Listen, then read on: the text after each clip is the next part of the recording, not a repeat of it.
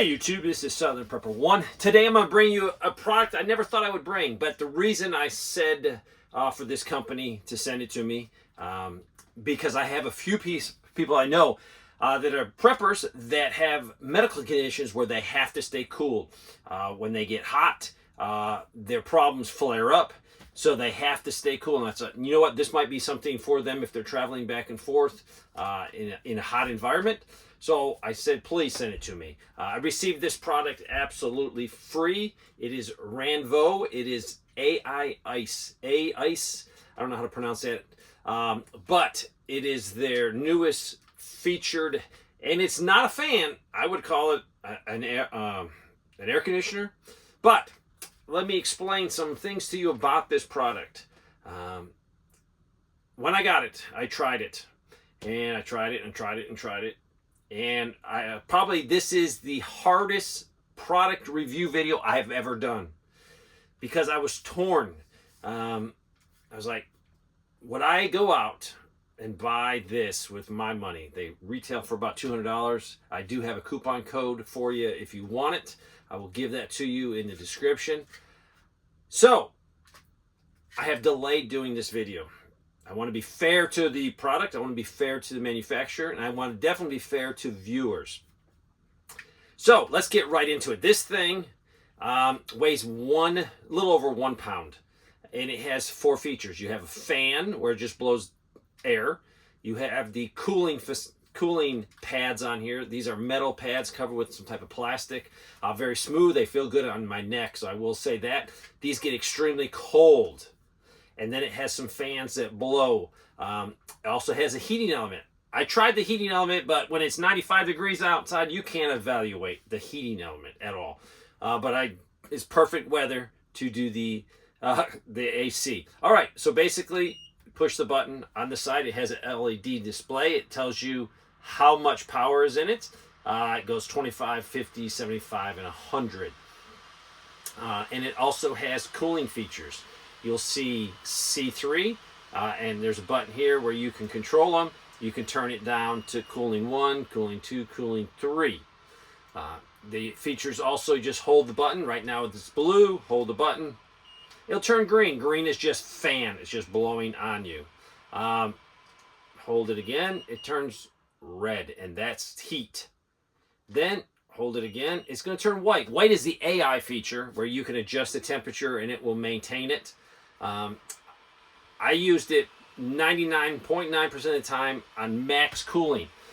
When it's 95 degrees outside, no other feature is going to work except max cooling on this. You can hear the fan.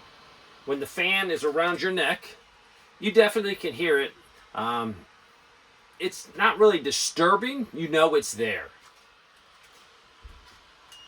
Push it again, it will turn it off. So basically, it's very adjustable. Put it on, and away you work.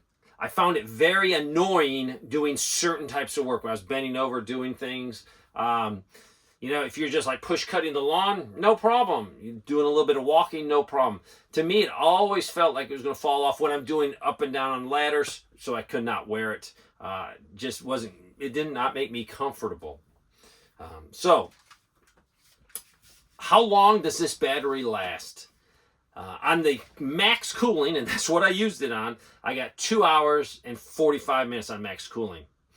On the heat feature, I didn't wear it for those 5 hours. I turned it on and set it down and just kept checking it, and it was on my desk. So I got 5 hours of heat out of it.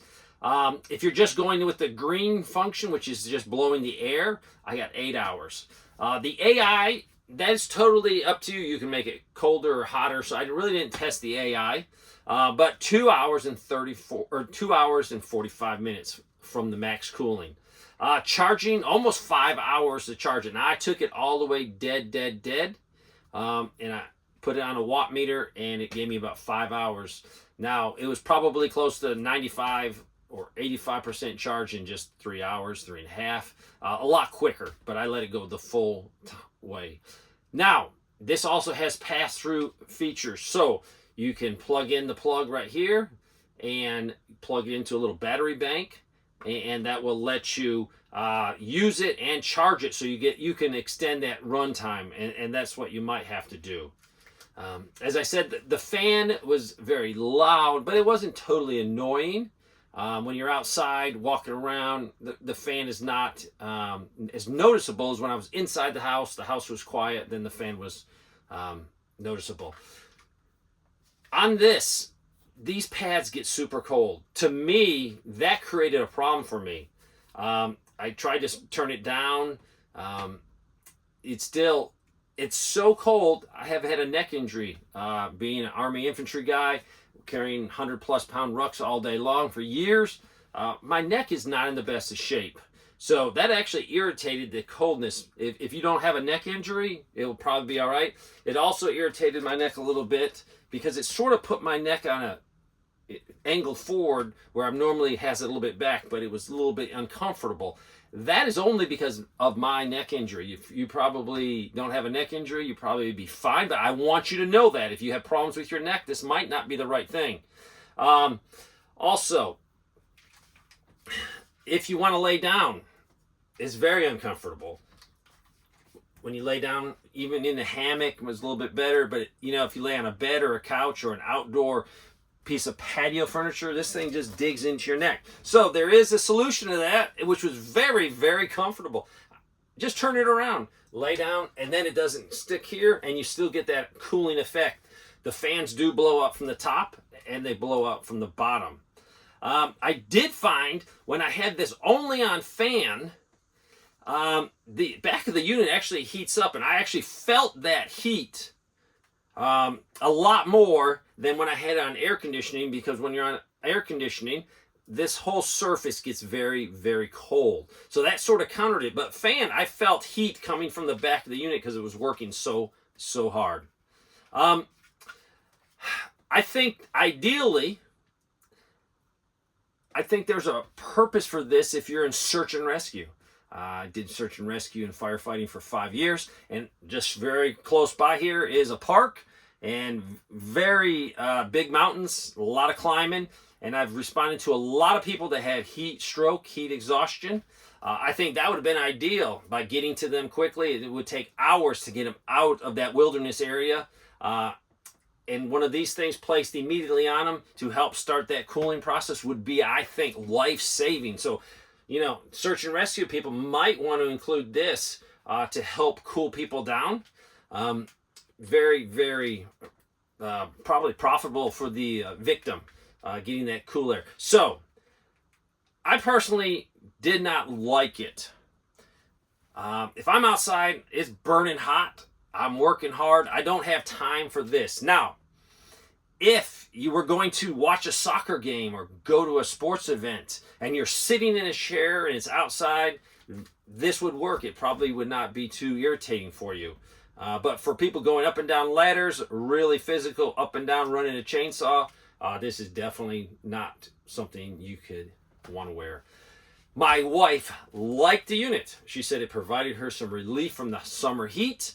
It definitely worked good for her. She had nothing really negative to say about it. So she liked it. I didn't like it. But I think this is an individual item.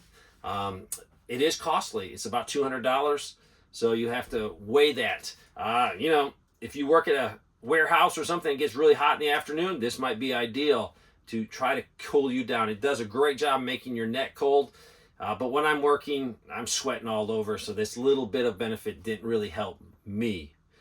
If I got hot, I would immediately go into the air conditioning and cool totally off. But there's times when you can't go into air conditioning, so this might be an option, especially if you have a medical condition where that heat just cause your symptoms and cause you a lot more problems. This might be something that could be very helpful. You could charge this off a power box and keep cool.